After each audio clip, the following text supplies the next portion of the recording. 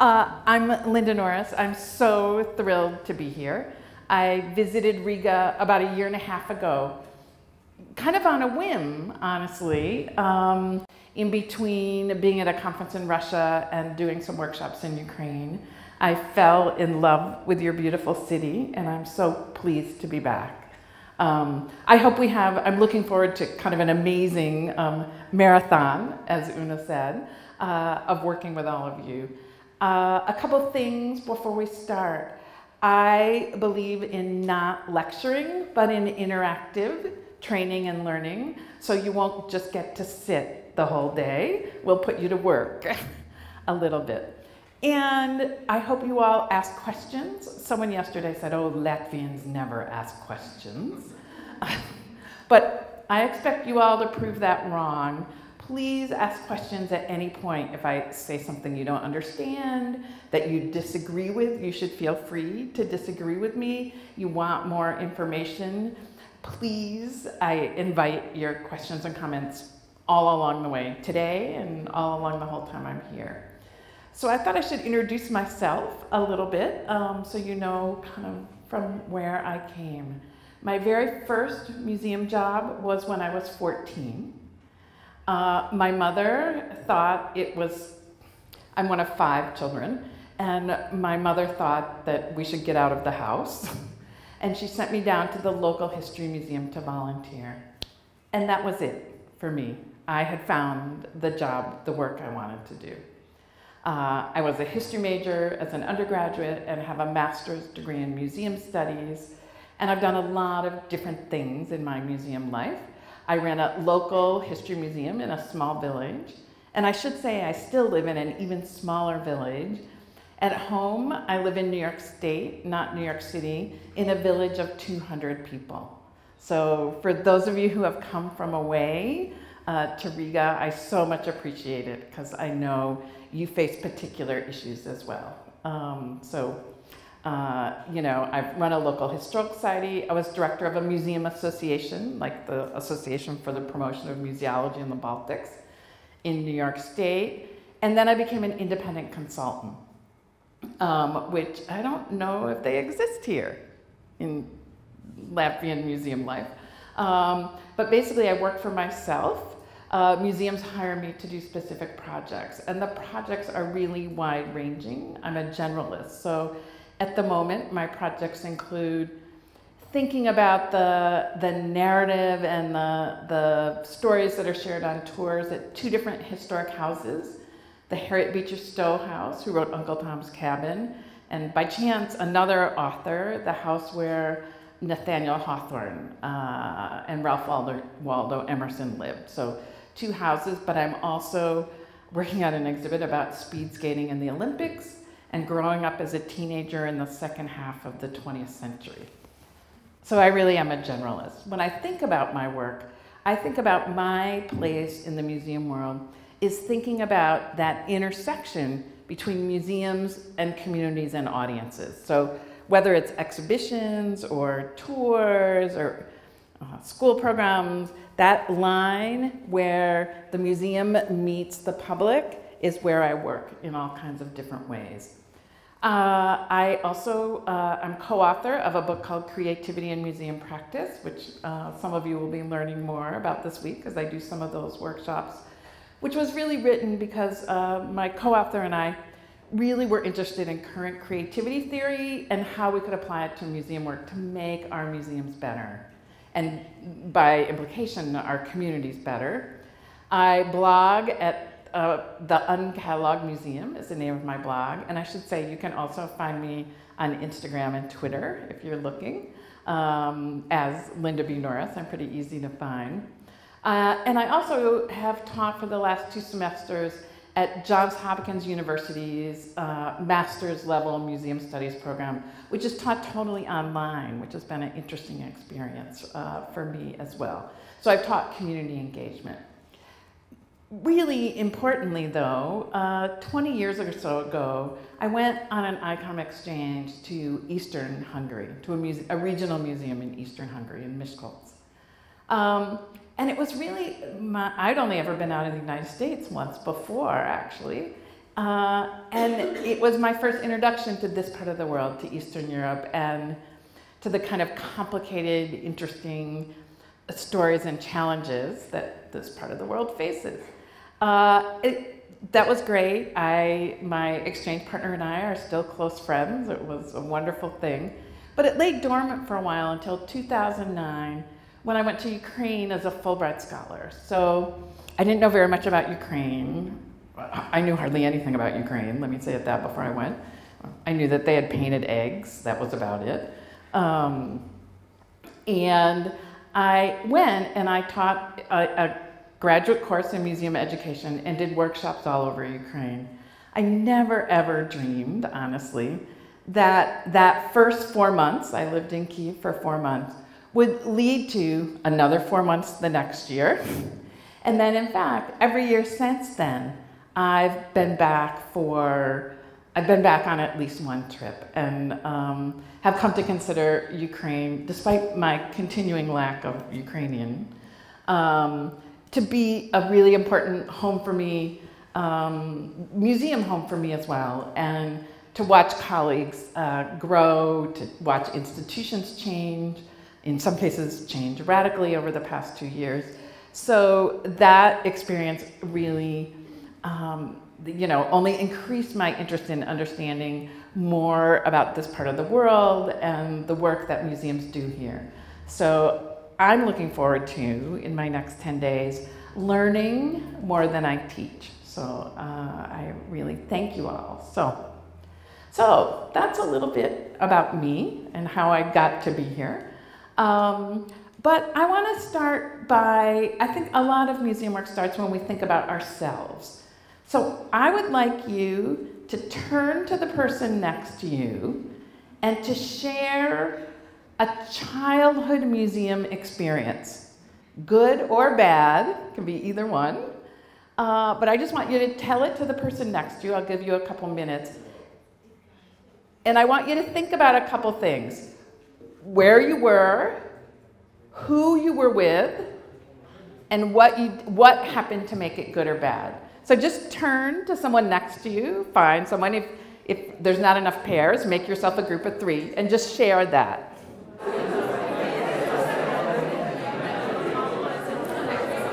Okay, everybody.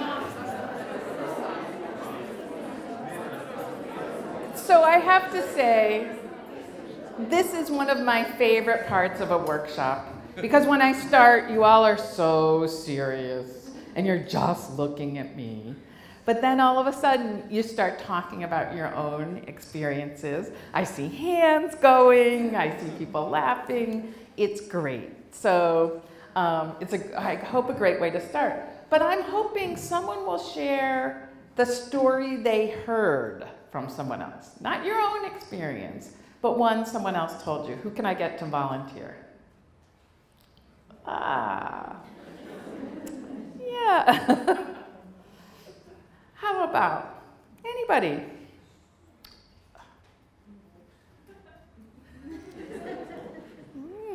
I can call on people if need be. So, yeah, Jana, I've chosen you.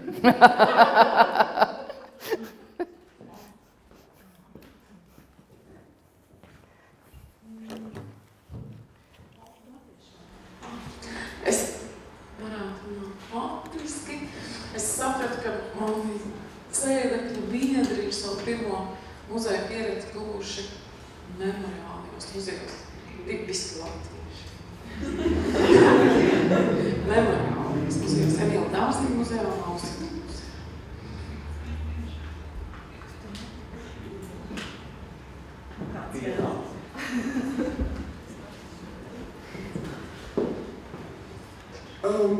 Man vecāki ļoti bieži man vadāja uz muzeju. Un, protams, arī, kā jau tipiskiem latviešiem, veidu uz memoriālajiem muzejiem. Man patika ļoti Uncataloged un arī Rudolfa muzeja tieši ar šo autentisko vidi. Bet vēl no Rīgas muzejiem man palicis viņa ar atmiņām, tā tīri emocionālā ziņā Ārstniecības muzeja vēl zāles un tā smarža, muzeja smarža, pepper. skatīts. Un tas, laikam, viss arī iesēdams. Paldies! Manuprāt, ka Linda tieši iespējas vairāk grib dzirdēt.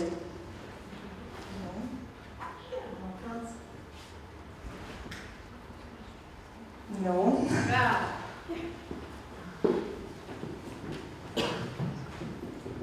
Man bija tā iespēja dzirdēt divus stāstus, bet varbūt tas, kas viņos apos bija kopējis, kad nevarēja saprast, kas īstajā muzejā notiek. Viens cilvēks, kāpēc tur tās mantas vispār ir atstātas un kāpēc viņš tā izstās un kas tur vispār tā kā tās pirmās bērnības atmiņas liekas, ka tas kaut kas šausmīgs un neko nedrīkst aiztikt un tam līdzīgi. Tas arī noteikti atkarībā no vecuma, kuru apmeklē. Nu, vai vēl ir kādam? Es te dzirdēju pirmos iespējus pa saldējumu, kas bija nopirkts pēc muzeja apmeklējuma. Arī tas noteikti tā klāt. So let's hear about ice cream. No. No? So who remembers their museum experience as boring the first time? So I'm going to have somebody tell me about their boring experience. It was during. I was also from a small village, and it is in the Līdz region, and we used to now go by our class together with a drawing teacher to the Thesis Art Museum, and we did it quite often because the exhibitions changed there as well frequently, and we always had to put on those kind of fabric shoes, yes, and it always like smelled like a wax for the floors, and it also was that we had to be very silent, we couldn't touch anything, and it was kind of like obligatory action, but from what we saw, like artwork, I don't think I recall anything at all, but just this kind of sensual experience. That's a really interesting observation, right? That and for a few of you, right, exactly what you saw is not the important part. And I think that's something we often forget as museum workers, right? Because we care about the stuff, right? We care about the things in our vaults and on our walls. But people come to museums for all kinds of reasons, right? You come because it's an obligation as a school trip, you come with your parents, you might come with friends. All those things really shape the experiences we have in museums. So what we're going to talk about today is this idea of bridging and bonding among different communities, because one of the things that's happened, a huge sea change in museum life everywhere, I think, but I think started often in the US, is what museologist Stephen Weil, who's an American, wrote, that the great shift of museums in the 21st century was the shift from museums being about something to being for somebody. In other words, to just be, as another museum colleague of mine says, in the storage and warehouse business is not enough anymore. It's also not enough, I'll say, to be only in the research business, which I know is a primary function of many museums, right? But we have, I believe really strongly, that we have an obligation to reach out to our communities and our audiences in new and different ways. I know when I was here a year and a half ago, I saw some really interesting ways of doing that. I look forward to seeing more. But that's really what we're going to talk about today, is how do we understand those communities? How do we both think about ways to bond within them, but also to build bridges? But part of that begins to think about understanding what we mean when we say communities, right? So often a community is defined as a geographic community. Everyone who lives in Riga, for instance. But there's lots of other ways to define communities. So I thought I would draw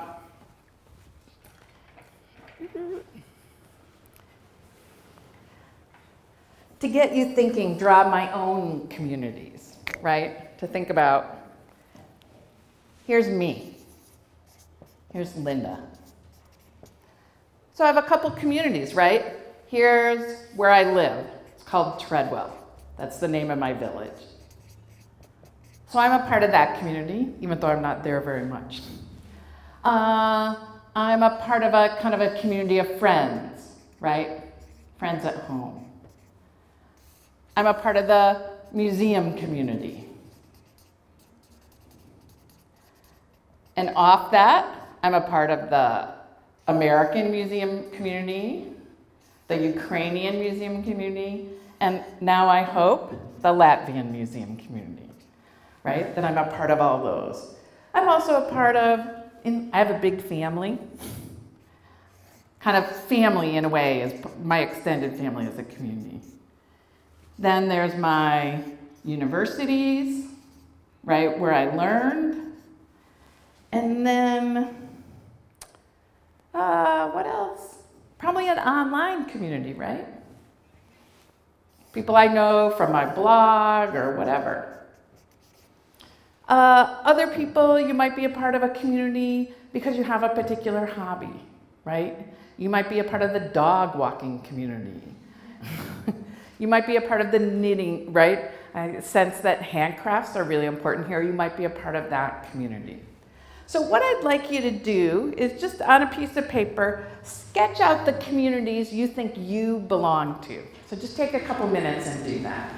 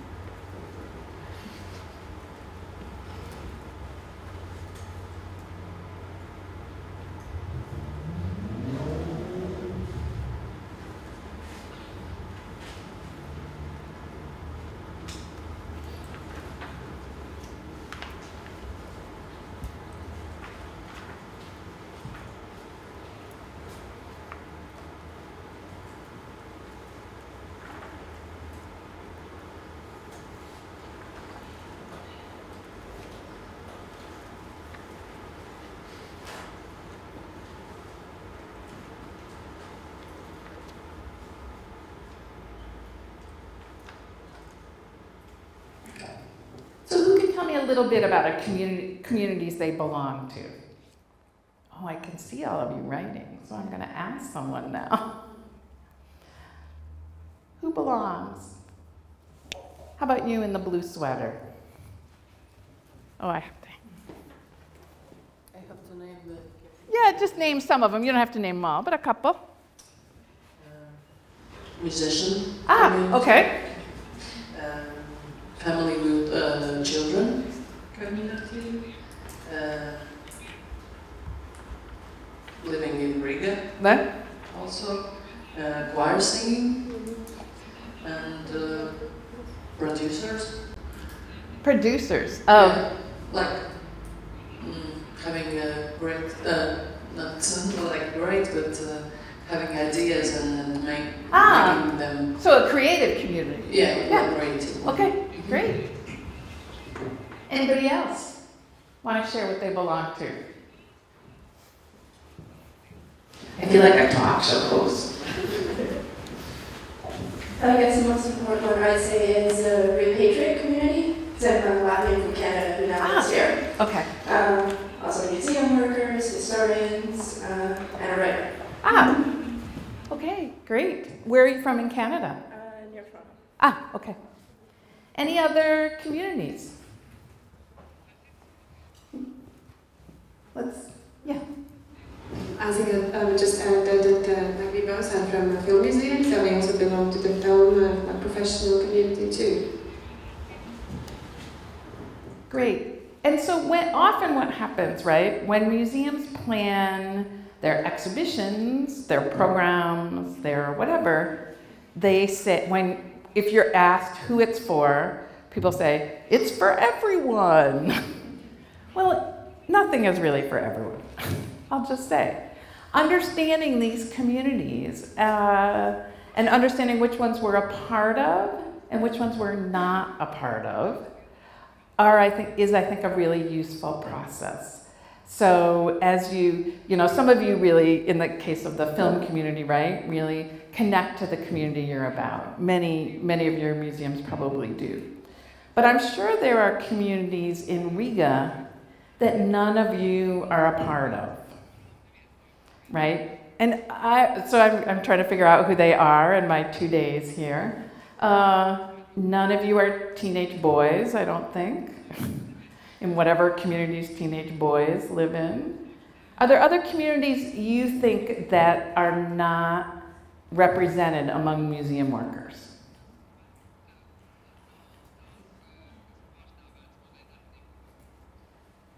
Anybody? We'll come back to that, because that's a tough question. It's a tough question in the US as well, I should say. But it's a tough question. So thinking about these communities is our first start in beginning to think about how we connect with them more. So I'm going to do so part of it is to then begin to think about, within communities, about the assets that communities have, right? Museums are often thought of as very separate, but every community has assets, has things that are positive, has things that they can build on. It's really tempting to look at what's wrong with communities, right? That's, and I have to say, as an American who does training in other parts of the world, I find often that training consists of people from Western Europe or the US coming to tell all of you that you're doing something totally wrong and you should be doing it our way. And I want to say that I think that is absolutely the wrong approach. I think every community, every place has really important assets to kind of think about and to think about how we can enhance them and make them better. So let's think about the assets that Riga has. Well, for those of you not from Riga, I'm sorry, but we'll use Riga as our case study here. So what assets does Riga have? What physical assets, right? Let's start with that. So what does it have about its physical self? That's a plus or a bonus. Anybody? Assets? Oh, I hear mumbling, so people have to speak up more for me. What does Riga have? Somebody in the back, yeah? Old Town, for example, a World Heritage Center. Not everyone has that, that's for sure. River. The river, absolutely. What else? It's physically in the center of Latvia. Ah, physically in the center of Latvia. Great. What else? We have really a lot of parks. Ah, lots of green space. What else? Other physical things. You have more coffee shops than anywhere. I feel that's an asset. I'll take that as a physical asset. What else? Good transport. Okay, right? That's another asset. What else? Museums. Theaters. So an active cultural life. Right? What about people assets?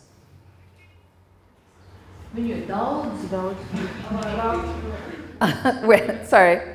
So what kinds of assets do Latvians bring? Or residents of Riga? What do they have?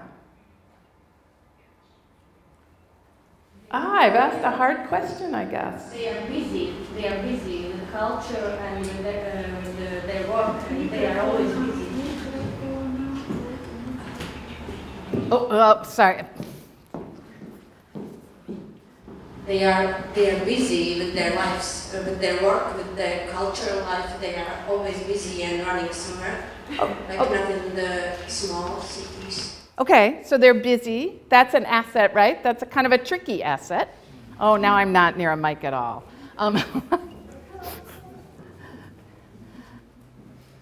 Yes. Half of Latvia lives in Riga. So we are a lot here. Right, there's a lot of you. Other assets.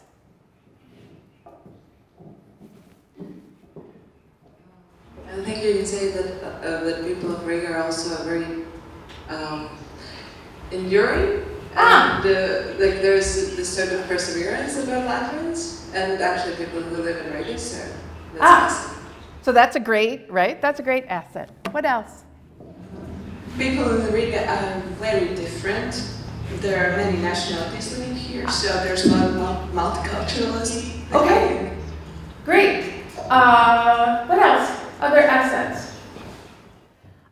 One of which I'm guessing is that many of you, I can tell from already today, are at least bilingual, if not more than that, right? That is, from an American perspective, that's a huge asset because few of us are. Anything else? Those are great, right? Those are, so the assets of place, right? Green space, museums, the river, the historic center. No one mentioned the amazing Art Nouveau architecture, but I'll take that as an asset as well. But also people assets. Do you think there are organizational assets? However you want to think about organizations, right? You can think about the government, you can think about NGOs, you can think about universities. What kind of assets do they have here in Riga? What do they bring?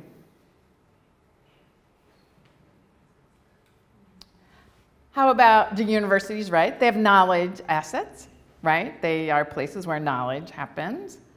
I don't know enough about Latvian government to know whether it's an asset or not. Sometimes in the US it's up for debate, right? But they provide services, right? They support museums, right? Those are assets. But I think it's really interesting to think about, as we think about our work as museums, how we can build upon the assets. And what we can do by thinking about our own assets. So let's see, I'm going to do one more round of asset questions. What assets does your own museum have? Anybody? Because I know there are. How about the film museum? You guys are good about answering questions, so now. Oh. I'd say that even though it is very hard to find us, we are in Old Town, but still I think that once you are inside, we have a very cozy space. And I think also asset is that we are rather well in communicating with our younger audience via social networks. Okay. And I think lately we also have become more friendlier towards families, and we see that that's a great advantage. And something else? We have a really big collection, I think. So that's right. That's an asset, absolutely. So I should say most of the people who have answered in English. Please, I have a translator too, so please feel free to answer in Latvian if that's easier. So I just want to make sure. Another museum with assets. Yeah. I'm from Latvian War Museum, and we are located in Powder Tower. It's like old part of Riga, and of course it's a big asset because a lot of people visit our museum just for this Powder Tower. And the other one is like, we have a lot of weapons here. So it's a big asset, really. Okay. How about another museum? How about one not? Oh, go ahead. Yeah. Jā, mēs esam turēts muzeja rezervāts. Tas mūsu ieguvums ir tas, ka mēs esam vienīgais muzeja rezervāts Latvijā, un pie mums var tātad skatīt un iepazīt ne tikai kultūras mantojumu, bet arī dabas mantojumu. Tā ir liela vērtība, kas patīk arī visas Latvijas iedzīvotājiem un arī ārvalstu turistiem, kad vienā vēsturiskajā centrā ir gan daba, gan senās ēkas, gan arī mūsu pētnieku vairāk kā 35 ekspozīcijas.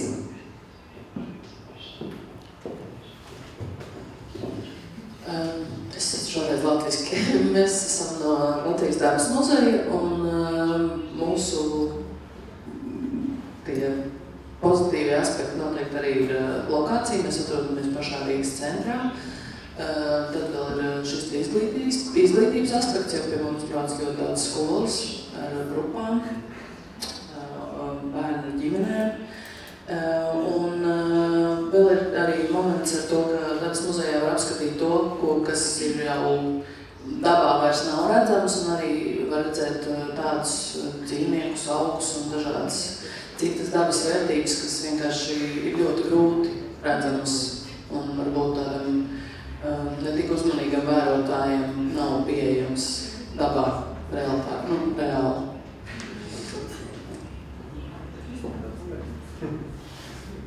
Mēs esam Latvijas muzeja, un mūsu muzeja plusi noteikti ir ļoti spēcīgi literatūras zinātnieki, pētnieki, protams, arī ļoti plašā kolekcija. Tas, ka mūsu muzeja tiek restaurēti, un turpmāk mēs būsim tā kā mums pieejami jauni, restaurēti, tā kā jauns sākums. Un man liekas, ka tas ir arī liels plus. So there's one asset none of you have mentioned that's a surprise to me. It hasn't come up yet. Anybody think of what hasn't been mentioned? People. Who said that yeah, all of you. Staff are a huge asset. Particularly staff who, like all of you who came today, who want to learn new things, who want to experiment, who want to try change. You all, in some ways, are the biggest asset your museum has. So it's really important to kind of never forget that part. So what I'm going to do is a slideshow that talks about a little bit about bridging, bonding, and building social capital within the context of community. So we'll probably do that till about noon, and then we'll take a break for lunch and come back, and I'll put you back to work. I have to get my notes. Can we put the lights down a little? Okay, okay.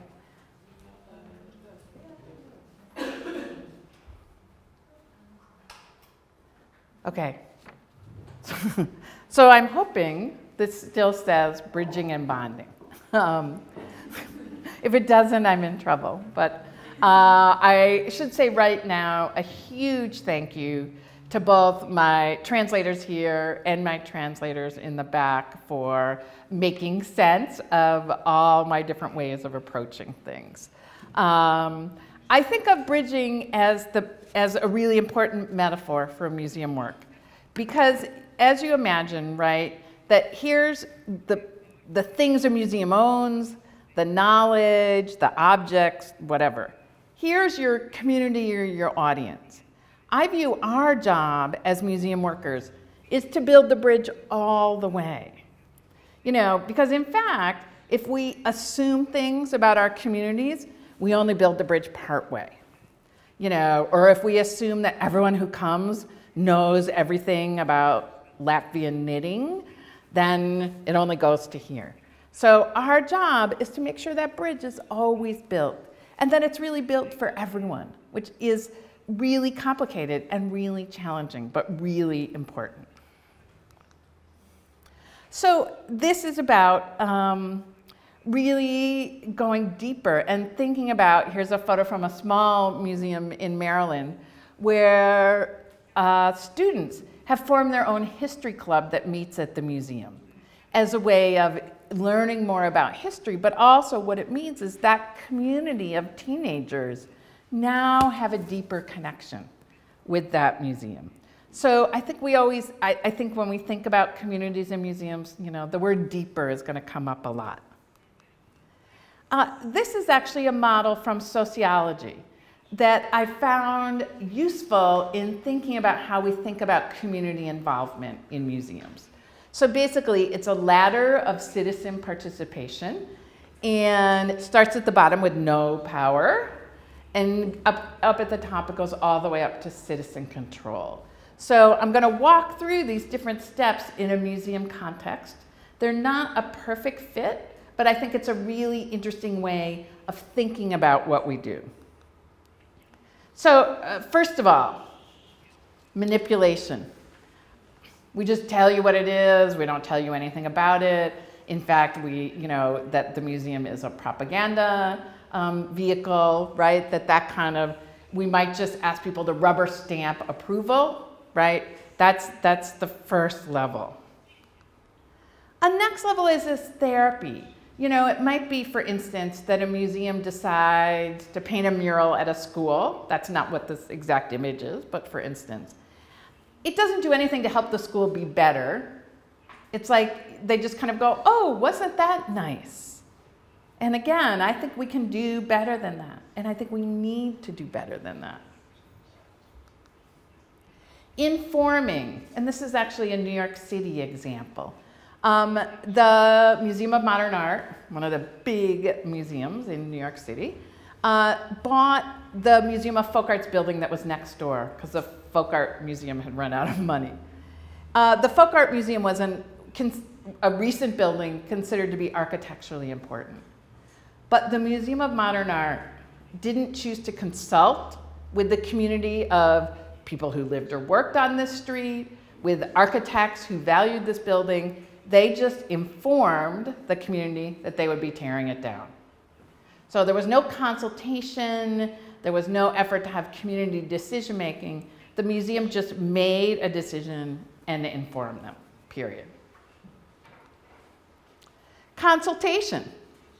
So this begins slightly more citizen involvement, right? It's really about, this is a talkback board in a museum, and the question is, how can we make the museum better? Part of what's interesting here, right, is that the museum doesn't have to take all these suggestions. I did notice a couple of years ago in Scottish museums, when questions like this get written, there's a specific place where the answers from staff get posted so visitors can see them, which I thought was fascinating. Really going a little bit beyond. But right, this is like when people, say, oh, it just, why aren't your restrooms cleaner? Why don't you have your labels bigger? We ask. Whether we always want those opinions is up for grabs, but at least we're starting to ask. Placation. This is often like when something happens and people are like, oh, but it'll be better. Promise, we're promising you. I feel like you know this, right? That people just, it's like the museum or who's ever in charge says, oh, you're gonna, I'll use an example from Kyiv. The Kyiv History Museum had been relocated from its initial building in the center. For like 20 years, its collection had been in storage. And people said, it'll be better. We're going to find you a better place. And then they're not in a better place. They eventually found them somewhere, right? And it's to make the community feel better. So, but it doesn't actually make things better, nor does it particularly care what the community thinks. And this happens a lot in, there's some museum examples, but you think a lot about in terms of different kinds of development, physical development in cities or communities, right? We're gonna put this here, you'll like it, it'll be all right. But museums, we do that too. Partnerships. Right? This is the beginning of real community connections, right? Is when you embark on a partnership with musicians or filmmakers or creative producers or I can't remember what else we had, right? That they this is a project working with different immigrant communities in the US about thinking about borders. So when you begin to work in partnership with other communities, with an organization representing those communities, you know, you're upping your level of community involvement. And then there's delegated power, which is kind of interesting. So you have a partnership, right? That's one level. But then there's delegated power in which you give community members the power, but you're giving it to them, right? You're still the bestower of authority. You're still the authority. This is actually an exhibit I worked on that a history museum did an exhibit of the things that people collect, right? People collect everything, I'm able to tell you. Crazy things people collect. And so the community members had got to recommend what would be in the exhibit, but the museum held the final power, right? And it's a really important step. Lots of museums might fall. You know, this is part of the way how they do their work, but it's still not total citizen control. And I think it's a really interesting question about should there be total citizen control, right? I don't have the right answer for that. But the kind of top level, is citizen control. This is an exhibit from the Wing Luke Museum in Seattle. The Wing Luke is a museum of the Asian American experience, so it covers people from all over Asia within its story. And in one part of the museum, each group has a small space to tell their own story. And it was really interesting when I visited, because some groups really chose to tell, you know, that kind of ethnographic story that's kind of familiar. It's like, here's our traditional costumes, here's the food we eat, here's, right? They told that story. That was their choice. But Cambodians had a different story to tell, right? That their story is about the Khmer Rouge and the killing fields. And so amidst these other kind of spaces that are kind of happy and whatever, there's this exhibit that was so moving and compelling, right? Clearly, this community had decided that this was the part of their story that was so important to tell. It was more important than anything else. It had more ramifications in their lives, in their families' lives, in their lives today. And the museum let them make that decision. The museum didn't say, oh, no, no, no, that's too complicated a story. Or they didn't say, that's too hard a story. Or they didn't say, visitors won't be interested. They said, we're gonna let you tell your story. And I think that's a great, the Wing Luke is a model of citizen control in museums, a really interesting, great place. But this particular exhibition, I think, is so very small, but very meaningful and very powerful, and a great example of it. So as you think about that ladder, right, starting from just like placation and informing, all the way up to citizen control, when you think about your museum and the communities you serve, where do you think your museum falls? Anybody have a sense about where their museum might fall on that ladder? Or do they fall more than one place, as many museums do? Anybody have any ideas? Ah, I bet you do. So how about the Nature Museum? The Nature Museum, right? It's like once you answer a question, you're mine for the, where do you think you fall? We will or we could? Ah, that is a great question. So where do you now and where could you?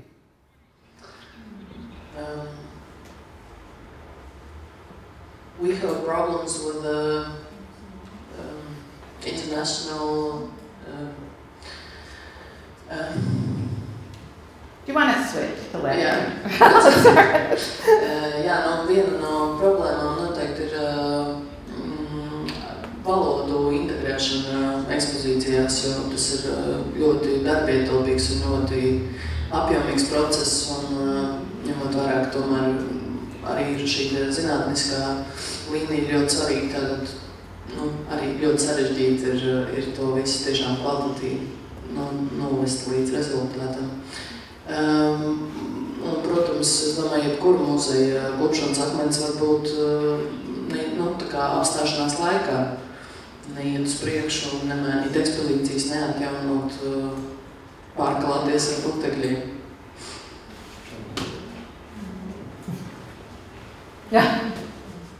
Yeah, it's really hard to be relevant when you're dusty. I agree. Anybody else anybody done a project where they felt they moved themselves up the ladder as a museum?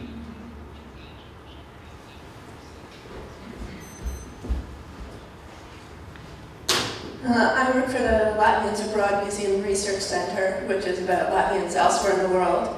And I guess we'd say we're sort of, one step below the citizen control because we're still in the opening stages of creating our museums. So so people are very involved by donating things to us. I mean, we have ultimate control of what goes into exhibitions and what doesn't, but one of the things we're doing a lot recently is making exhibitions about what we've recently acquired, and that people really like seeing the things that their families donated coming in. But one of the things we struggle with relevancy is involving the local Latvian community because we're still trying to figure out how to integrate the story of how our diaspora history is relevant to the community here. And that's the bridge the gap we're trying to bridge. Right? So you've got two communities there and a really interesting challenge. Anybody else have a project that they thought, took them up the ladder a little bit in terms of community involvement? Way in the back. Tukumā muzejs mums ir septiņi muzeji mūsu organizācijā, un Pilsētas vēstures muzejs realizē ekspozīcijas projektu, kur tukumnieki apmēram 400 cilvēki iesaistījās, viņi dāvināja priekšmetus, dalījās savos stāstos, un vēl rezultātā tapa ekspozīcijā, kur priekšmetus faktiski lielā mērā izvēlējās tieši cilvēki. Bet gala koncepcija, protams, to lēmumu pieņēma muzejs, kā šo ekspozīciju realizēt.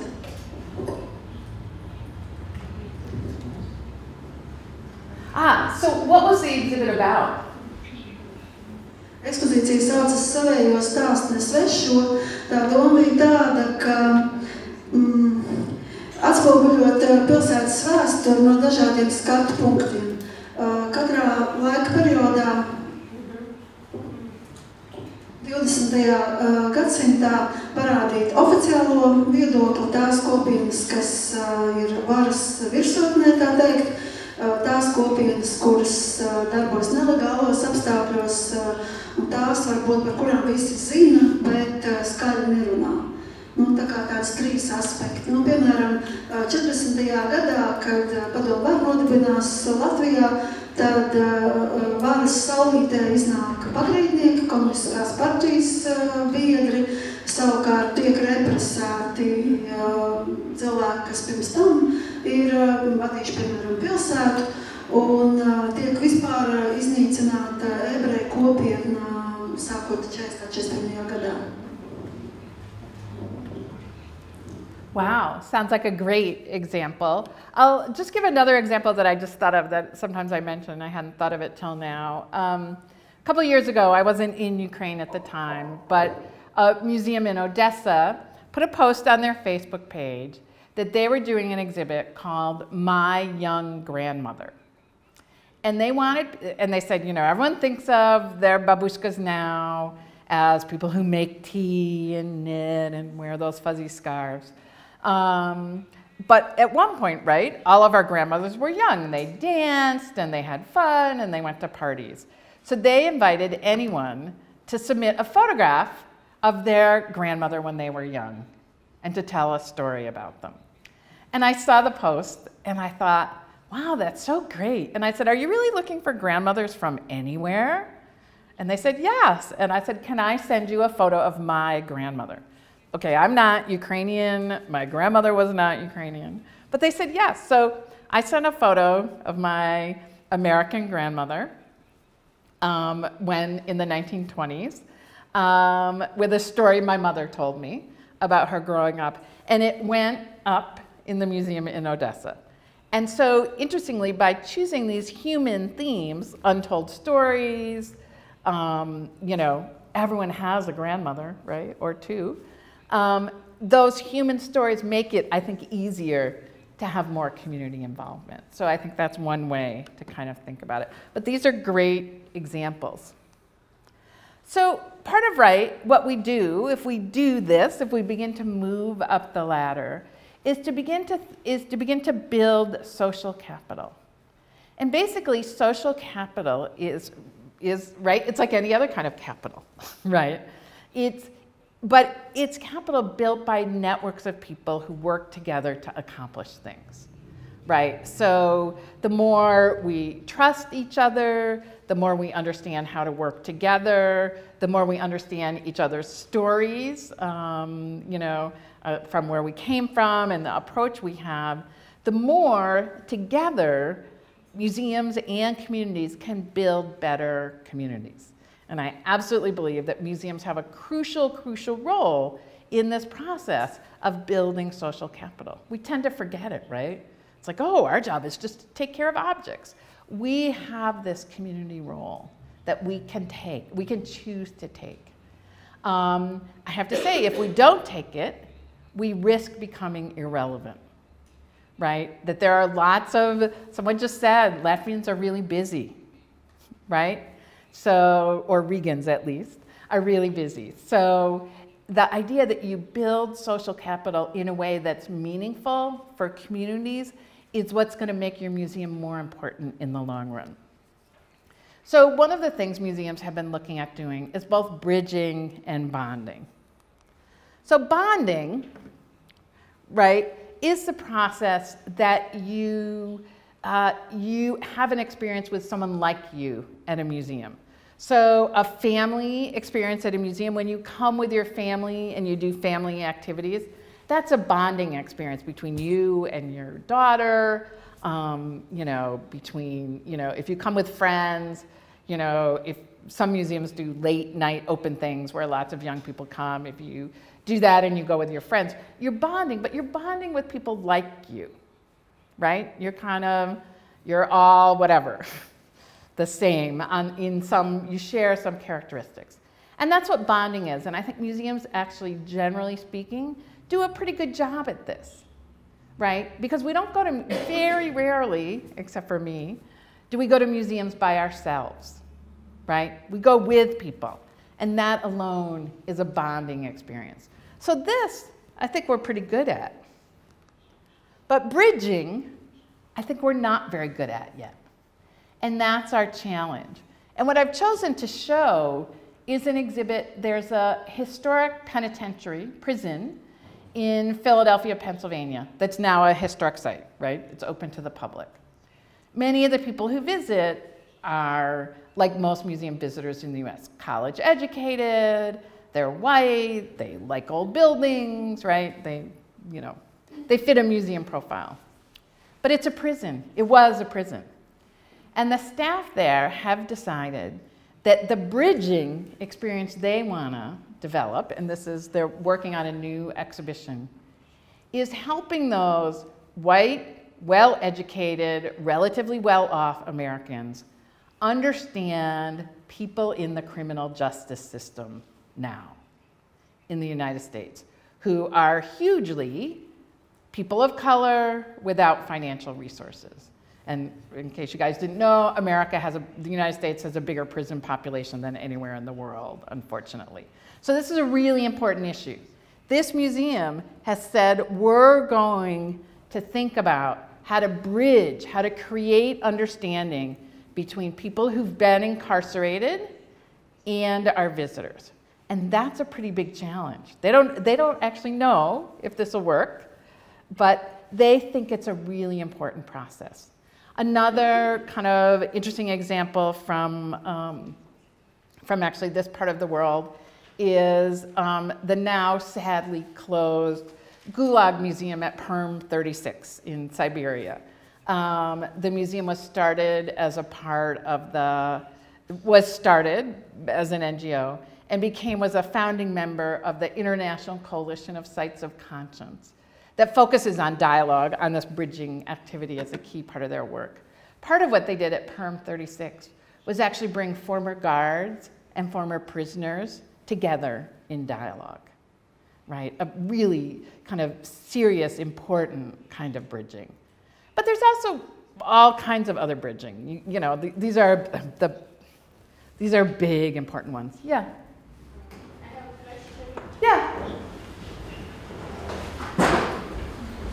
About this bridging, in the first example you mentioned, the people who are coming to this museum are those white educated people, and usually I think those are in every museum. Those are the educated part. People are going to the museum. So is it a real bridging when only those comes to museum and are looking to those prison society, or they're looking like just looking and not meeting them, just like I don't know, in the old times the people lived like that, so so you can know that. That's a really good question. Part of what they're working to do, actually, I understand from their deputy, talking to their deputy director, is to actually hire as guides people who've been incarcerated, right? Former prisoners, so that you actually have, and you know, that you're actually hearing a real experience, not just viewing it. But that's a really great question. That's hard to answer, right? So I think it is partly about how we don't just exhibit people, but how we make those in-person connections. Did that? Okay. Other questions kind of at this point about bridging and bonding? So it's really important to understand that one size doesn't fit all. So what might work for Eastern State Penitentiary or for the Gulag Museum, and I should say the Gulag Museum at Perm 36 has been closed by the local municipality there. So they were, well, they've been closed by the local municipality. But sometimes this can be, right, about big issues. You can choose to think about bridging, however, in different kinds of ways. I'm working on this project about teenagers in the second half of the 20th century up until now. And we initially had thought about it as a project that we were going to bridge between like people my age and teenagers today, right? That's where the bridging was going to happen. But in fact, after I spent some time in classrooms talking to students, I realized that the bridging we needed to do was between different groups of students, right? In that the students were very aware that there were the smart kids and there were the jocks. Does that translate? I don't know if that translates. The athletes. School sports are big in the US. There were the kids who belonged to band and were musicians. There were, you know, and that those groups, in fact, in high school, didn't mix very much. So we're still in the planning process, but beginning to think about how we can bridge not just between generations, but between literally groups of kids in a high school who you'd think, oh, they have so much in common, but they really didn't. So you can think about bridging in all different kinds of ways. Has anybody taken on a project that felt like bridging, that you managed to bring two different groups of people together? Anyone have one to share? Oh. Yes, I'm from Latvijas Nacionālo Museum, and right now we have this very interesting project. We are trying to create a bridge between school children from local Latvian schools and between school children from schools for children with special needs. And we have these specialized creative workshops where both people from both groups are participating, and we are trying to befriend them and try to raise awareness that all people are similar and we can all be friends, and it all happens throughout. So I think it's a very nice example. Great, that is a great example. Anybody else have another one they want to share?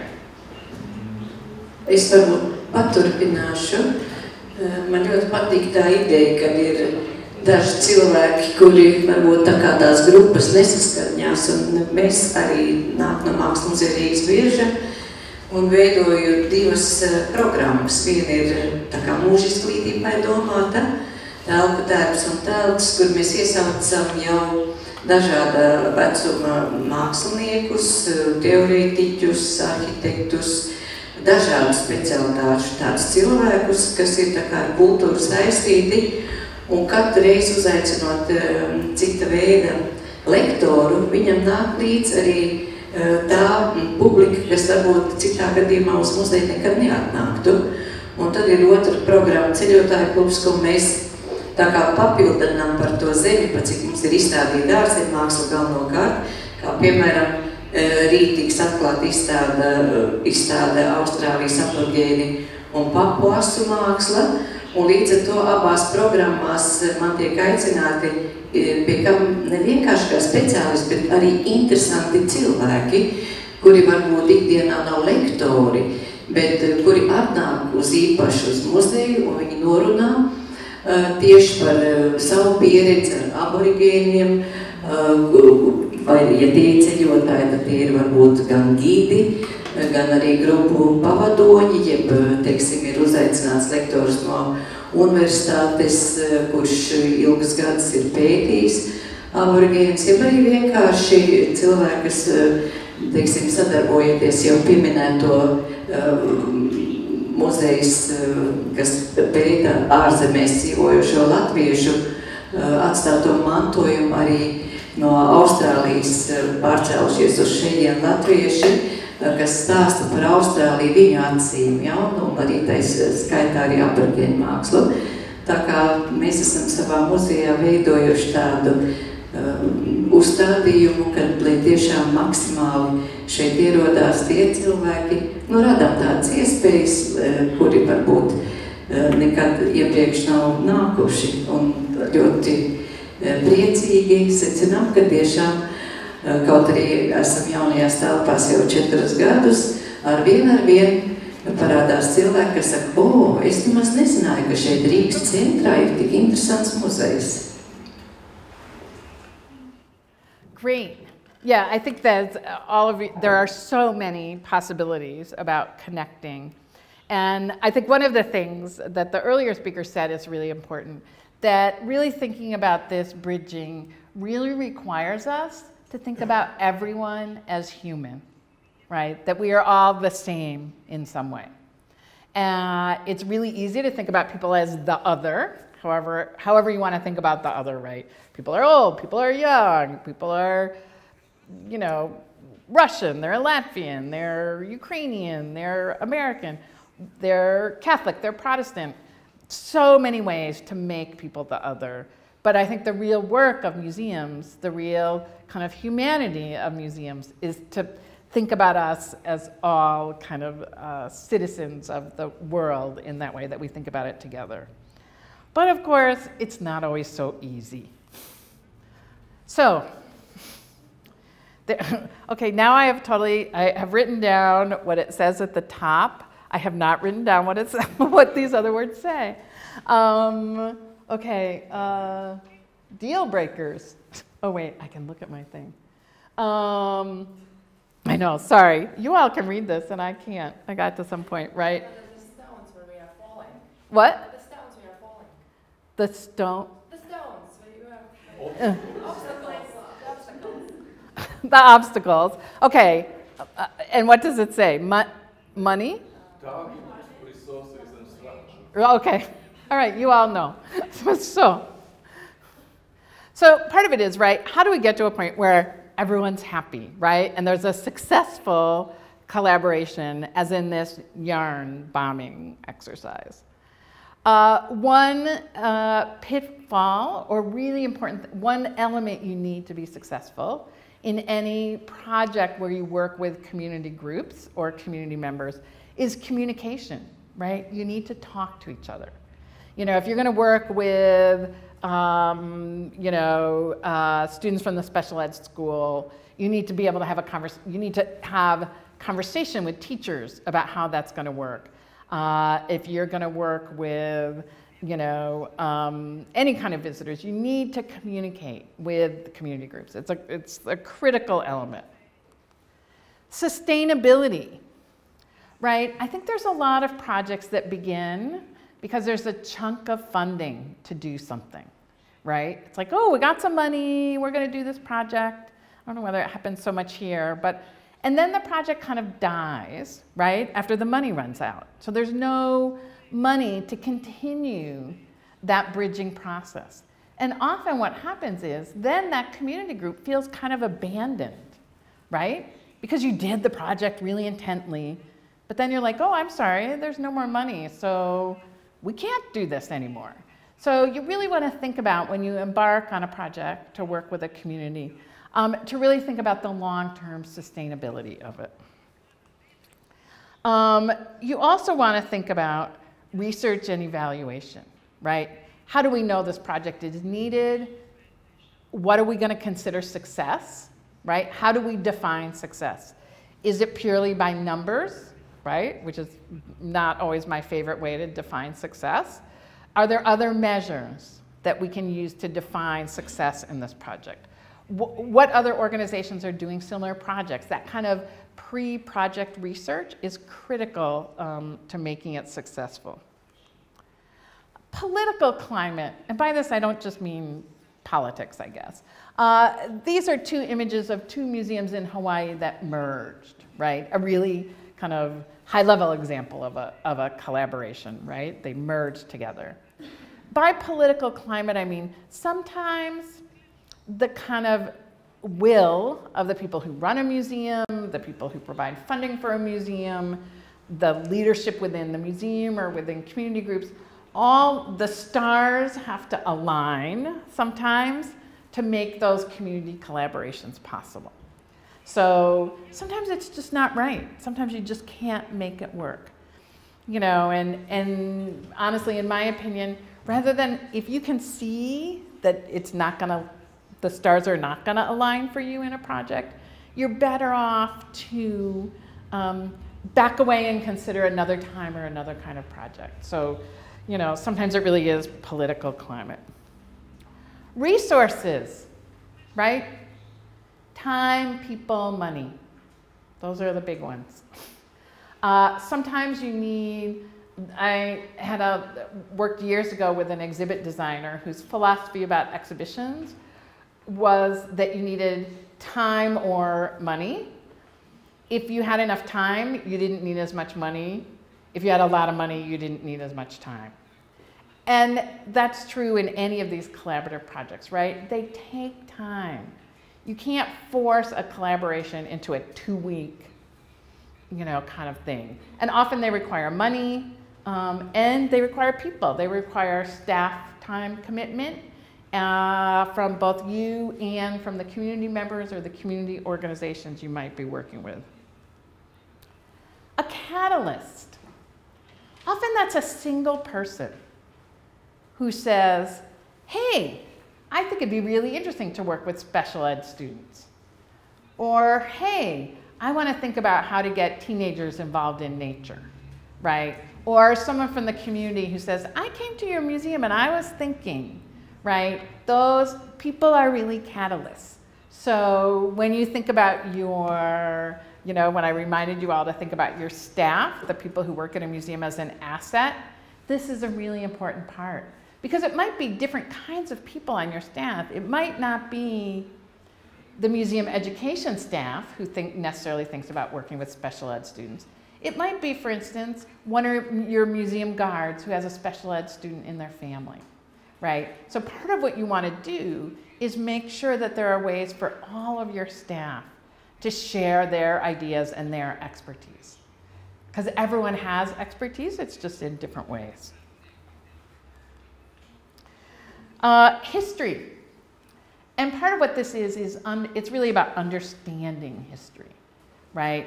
Every museum has a history, every community has a history, every community organization has a history. It's really useful to understand how we got to where we are. You know, so many museums now still operate from the founding, I don't know what the right word is, ideology, I guess, of a founder, right? In whatever way. It's founded to tell a particular story, to espouse a particular point of view.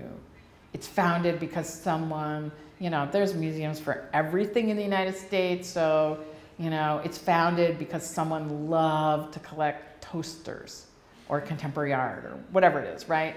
So understanding that history of organizations, but also understanding the history of the community. You know, if you're going to work with a particular community, understand their story. You know, in your first collaborative meetings, think about sitting down to say, well, tell me your story. Tell me how you got to be here. And share your own story as well. Building that shared history is going to be really important as you go forward. Connectedness.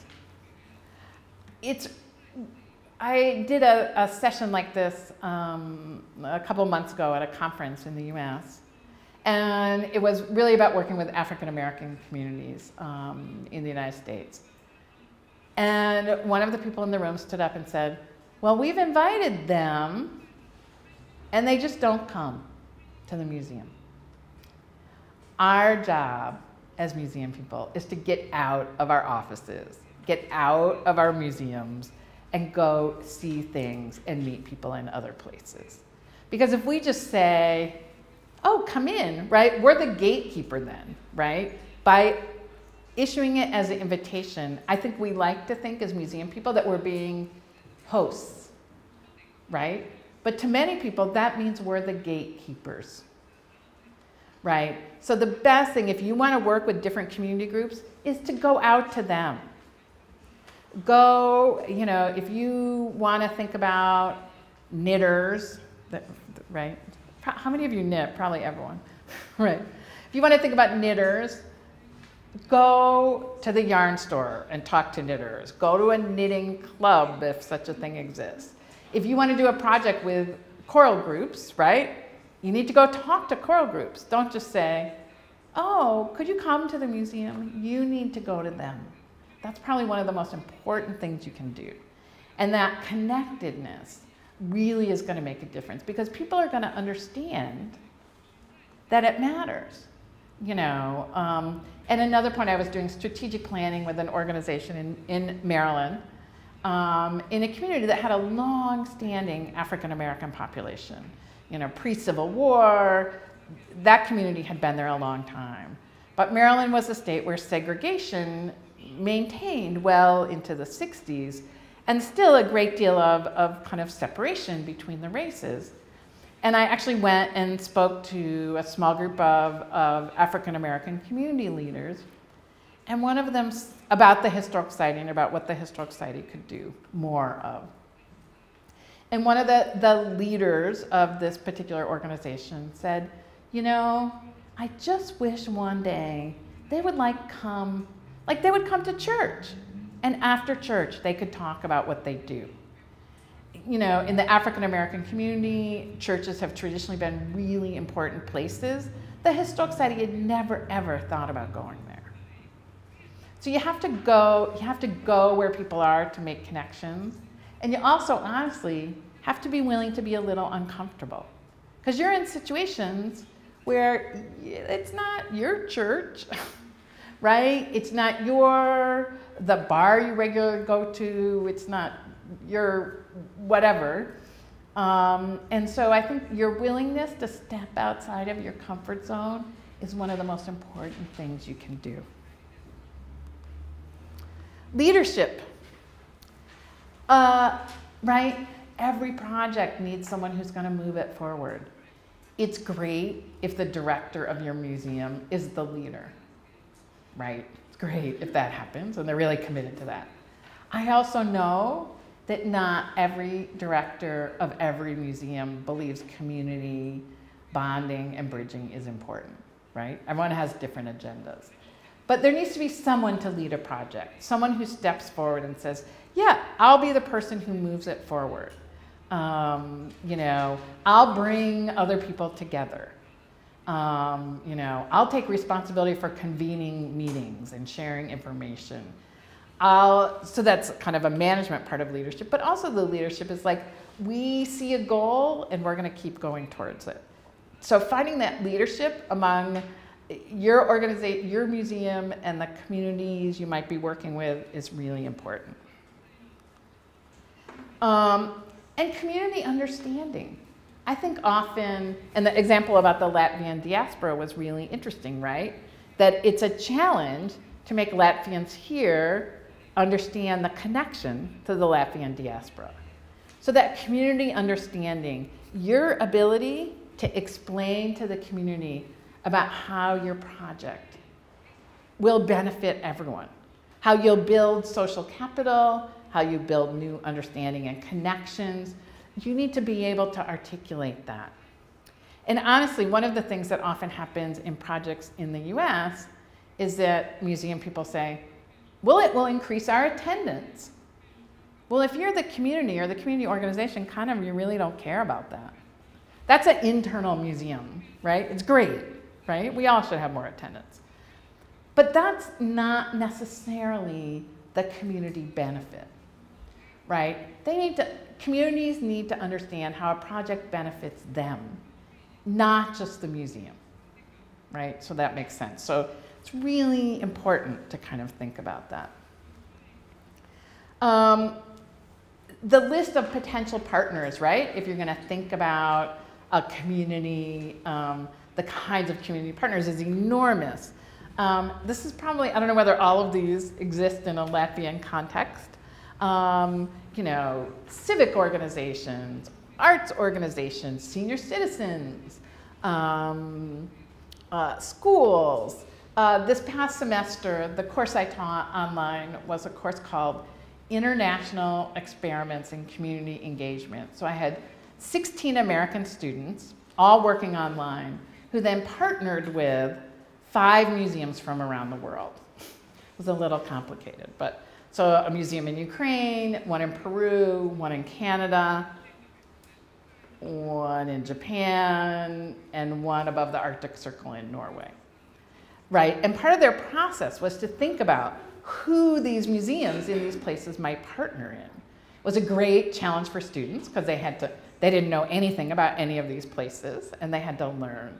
So for instance, in Japan, you know, the students learned that one, Japan has an incredibly aging population. It's one of the oldest countries in the world. And that isolation is a huge issue for older Japanese people.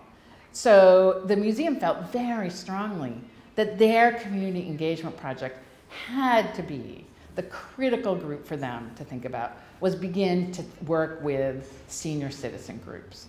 So that was critical to them.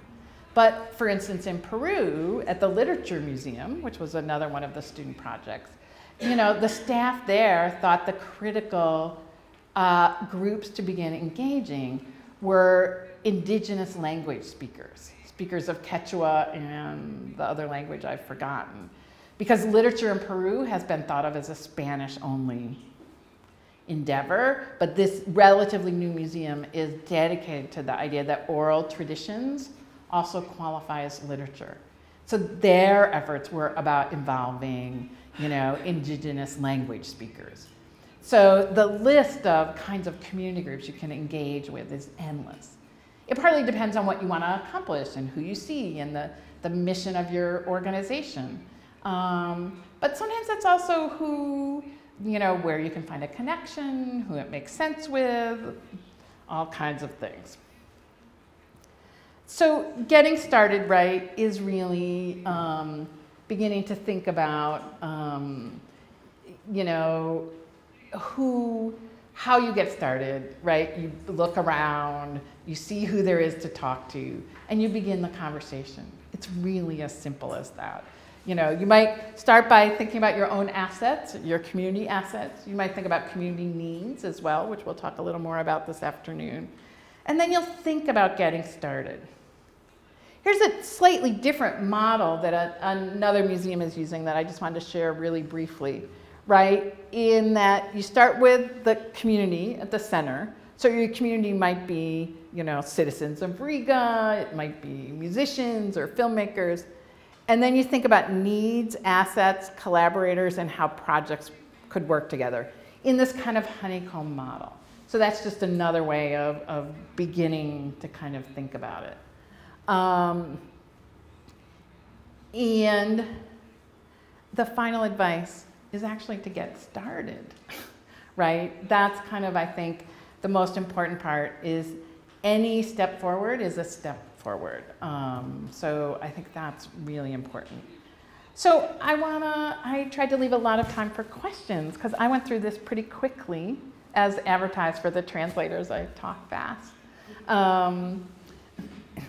Questions? We can turn the lights on.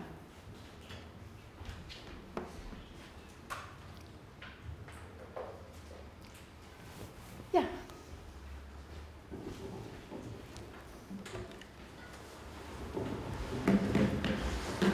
Es gribētu pajautāt par varbūt tādu jautājumu vai aspektu, par ko vēl netika runāts. Tas ir par pašu muzeju vai ekspozīciju veidotāju sajūtām vai pienesumu darbā ar kopienām. Jo es domāju, ka lielākoties visi mēs, mūsu kolēģi, apzinās, ka tas būtu ļoti svētīgi, iesaistīt sabiedrību, tai vairāk iespēju ietekmēt procesus muzejos un ekspozīcijās. Bet tad agrāk vai vēl tas saskarās ar tādu kā konfliktu starp šo akadēmiski izglītoto muzeja darbinieku, kurš jūtas apdraudēts. Jo, ja viņš, teiksim tā, ielaiž savā darba telpā ļoti brīvi šos sabiedrības pārstāvs, viņš jūtas savā ziņā neaizsargāt, viņš nezina, kādā virzienā tas varētu izvērsties. Un arī rodas varbūt nelielas bažas par to, vai viņa pienesums beigās būs tas noteicošais, un arī vai tam būs tā vērtība, ko viņš sagaida. Vai jūs esat saskārusies ar šādu veidu konfliktiem un kā tos var veiksmīgi risināt? Es šobrīd ar kolēģiem strādāju pie Nacionālās bibliotēkas grāmatniecības vēstures ekspozīcijas, un mums ir diezgan izvērsta liela komanda, kurā strādā ļoti daudz eksperti, un tā atšķirība starp to, kā cilvēks, kurš ir 40 gadus veltījis grāmatniecības vēsturē, to, kā to redz vienkāršais lasītājs, ir tik liela, ka vienā ļoti limitētā telpā ir diezgan grūti to savienot organiski. A great question, often discussed in the US and elsewhere. Let's see, let me organize my thoughts a little. I think there's always going to be a place for special knowledge, right? We have subject matter knowledge in some cases. We also have knowledge about the work of museums, about how to do exhibitions and things like that. There's other knowledge that's equally valued, however, that I think we discount. So I think it's really important that museum staff begin to open themselves up a little bit to the idea that not just academic knowledge is of value, right? Which is not to say, if the purpose of your book, for instance, is for scholars, right? If the book is not for, you know, not for everyone to buy, but if the purpose of the book is for scholars, then scholars should be writing it. But the public work of museums, the exhibitions that go on your walls, the programs you do, they are for they are for the public, right? They are not just for scholars. And I believe pretty strongly, and I'm not suggesting that every exhibit have labels written by the community, but I am suggesting that in a planning process, talking to community members about what you're doing is a really useful process. So I'll give one example. So I'm working at Harriet Beecher Stowe's house. She's the author of Uncle Tom's Cabin, right, which is Abraham Lincoln described as the novel that started this great war. It was an abolitionist, anti-slavery novel she became hugely famous, was better selling than the Bible for a while. And so we're working at her memorial museum about how to make the story not just about, it used to be when you went on a tour there, the guide would go, and here's the chair she sat in, and here's the table, and so boring. What we wanted to do was to say, this is a woman who cared so passionately about ending slavery that she wrote this book, right? But we came to that decision in a couple ways. When we started the process of rethinking it, I got hired, and one of the first things we did is ask a lot of visitors, hundreds of visitors, if Harriet Beecher Stowe were standing in front of you, what would you want to ask her? Because that's a really important question, right? What do they want to know? And about 80% of visitors said almost exactly the same thing. They said, I would ask her, where did you find the courage to write this book? That is a great question. And that, from visitors, right, from the public, has served as our frame for thinking about how the experience will be now. So even in the planning process, right, that you ask people what they would like to know, what they're curious about, how it connects with their own life. We've now been prototyping the tour. The other thing visitors said they wanted to do in the house was everyone wanted to be able to sit down, right? Like they do in every museum where there are never enough chairs. Now, when you come through the house, you come to the parlor, you sit down and you have a chance to look at various anti-slavery materials that she would have read and discuss them with the other people on the tour. It's been amazing. And when I started, the staff said, that will never work. They said, people don't want to discuss that. It's too hard. They don't want to do it. They don't have enough information. But in fact, the legacy of slavery exists for every single person in the United States. It's a legacy that we all have, whether we want to think about it or not. And what we've discovered is that incredibly different groups of people on a tour, people who've never met each other, begin to share these quite amazing stories of segregation growing up or misunderstandings they had. So we could have designed a tour where all the scholars read off information about slavery. But I guarantee you, it would have not been as meaningful as our process of working with the community in figuring out how to tell that story. So I will say, change is really hard for museum people. Most people enter museum work because we like things to be the same, right? We like things the way they were. That's why we do what we do. But that's not enough. That's not enough anymore. And I will say, I think we need to understand that museums don't exist for our benefit. They don't exist for us to go to our little office and work. They exist for the public, right? The tax dollars, in whatever way you want to think about it, right? The government pays for museums to exist.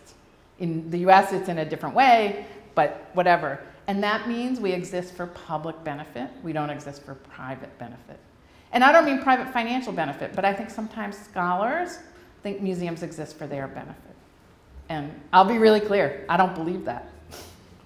So I took a hard line, I know, but that's my perspective. Did I get to your answer the long way around? Other questions? Anybody? Who has any new project that they're beginning to, who would love to think about a project that begins a community partnership? Anybody have anything in mind that you saw this and you thought, I could do something? All right, I see a head nodding. What is it? Well, I was thinking about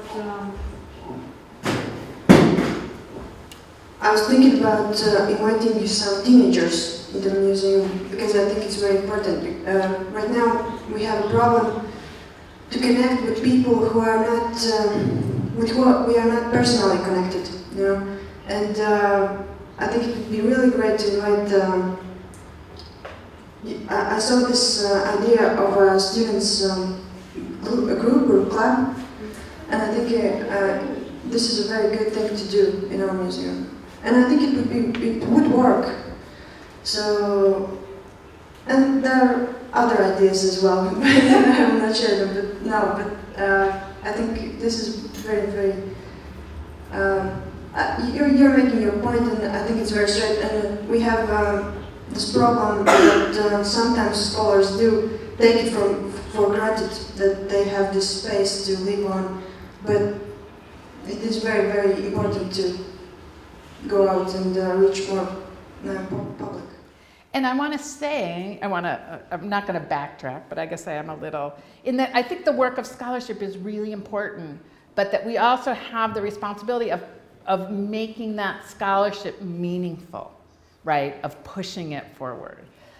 So one great teenage example to share, the Stedelijk Museum in Amsterdam, the big contemporary art museum, invited teenagers in to create audio tours based around emotions. So you can take an audio tour of the Stedelijk, you can download it, that is based on what teenagers think at the contemporary art about love or about anger or about fear, but it's all created by teenagers working with the museum in a group. And so I think it's kind of fascinating. So I think teenagers everyone loves a chance to see behind the scenes a little, to see what we do, and that's great.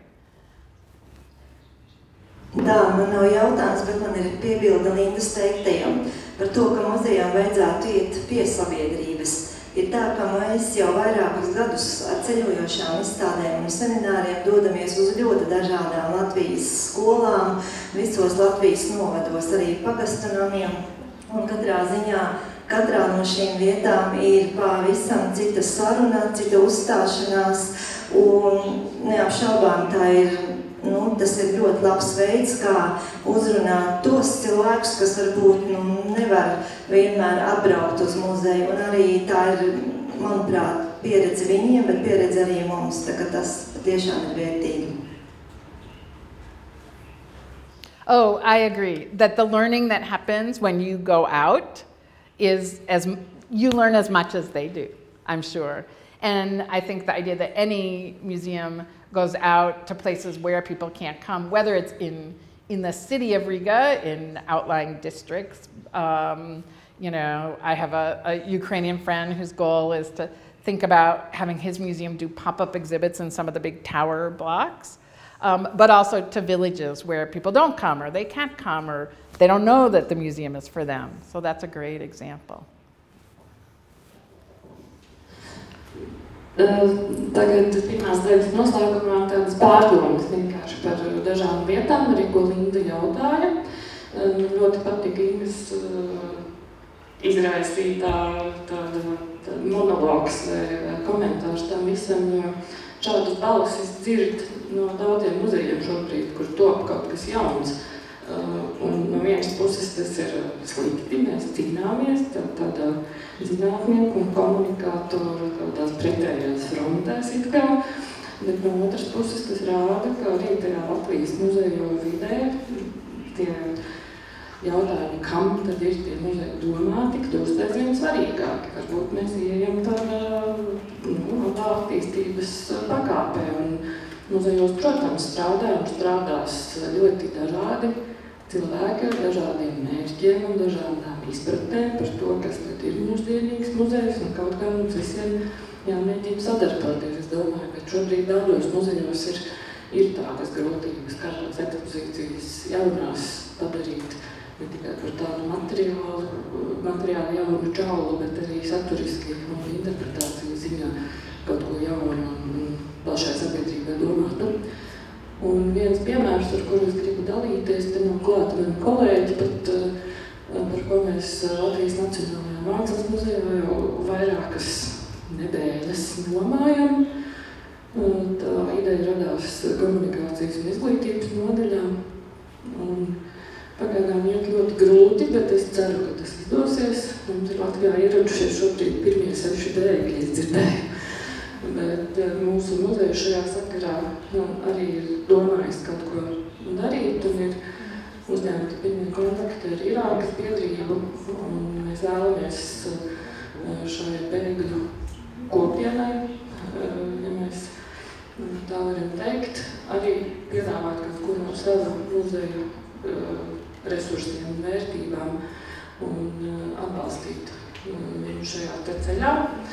Es domāju, ka tas vienalga, ko mēs katrs privāti domātu par šo bēgļu tēmu, bet muzejiem ir atbildība šajā jomā. Un tad, kad mēs būsim kaut ko sasnieguši, tad mēs varēsim no mākslas muzeja puses padalīties arī, kā mums ar to ir gājis.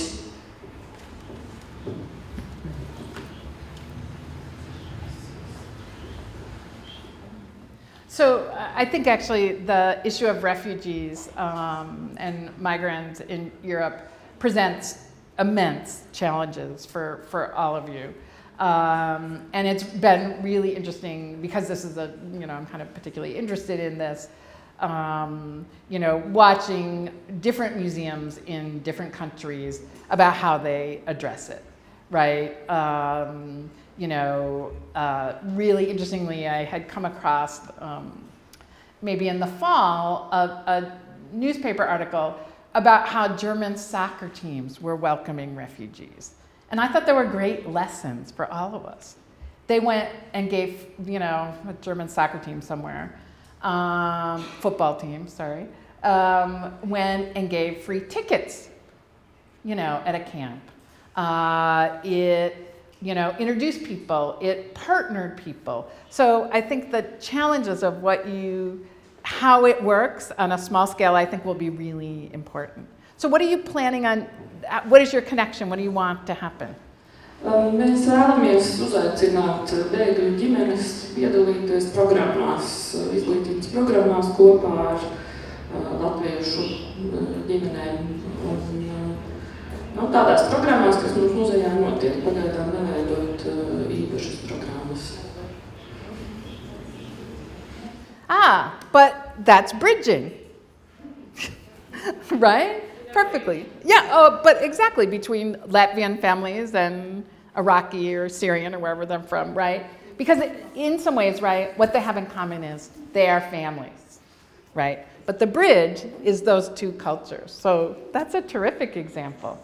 Yeah.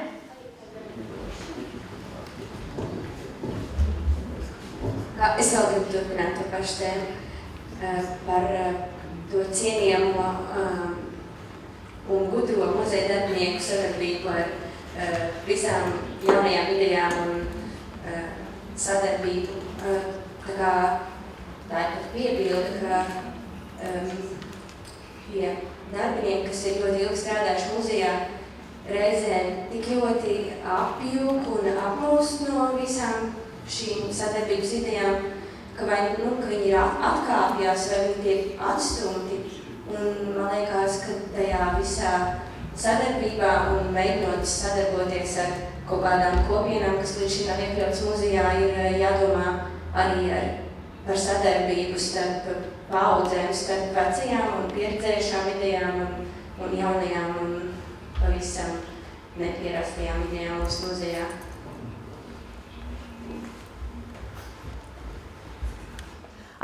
So a great example. So I want to follow up. What seems confusing about the collaboration to museum people? When you describe that, can you tell me more?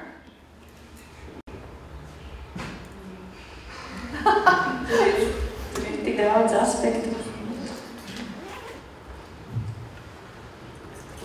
Piemēram, daļa muzeja darbinieku ir ļoti pieraduši uzskatīt muzeju kā vietu, kur sastopās gudri izglītoti cilvēki. Un ir pat tāds savā ziņā kā joks, bet ļoti liela nopietnība. Mans ļoti cienījamais priekšnieks saka, ka muzeja mērķis ir, lai apmeklētājs aiziet no muzeja satrieks par savu nezināšanu.